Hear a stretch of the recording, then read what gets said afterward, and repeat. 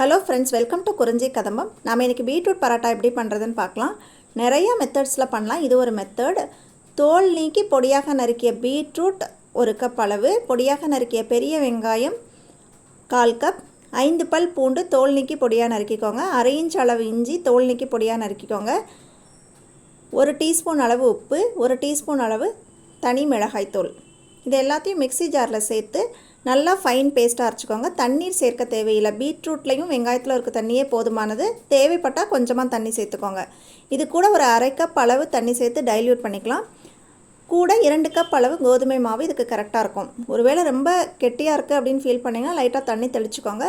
ரொம்ப சாஃப்டாக இருக்கிற மாதிரி இருந்தால் கொஞ்சம் கோதுமை மாவு சேர்த்துக்கோங்க. சேர்த்து நல்லா சாஃப்டான ஒரு சப்பாத்தி மாவு போல் பிசைஞ்சிட்டு மூடி போட்டு ஒரு 15 நிமிடங்கள் விட்டுருங்க. அதுக்கப்புறமா அதிலிருந்து பெரிய நெல்லிக்காய் அளவு உருண்டைகளாக எடுத்து அதை நல்லா தின்னாக தேய்ச்சிக்கோங்க. சப்பாத்திகளாக தேய்ச்சிட்டு இந்த மாதிரி தோசைக்கல்லில் போட்டு 2 பக்கமும் லைட்டாக செவக்கிற அளவுக்கு சுட்டு எடுத்துக்கலாம். தேவைப்பட்டால் லைட்டாக எண்ணெய் விட்டுக்கோங்க.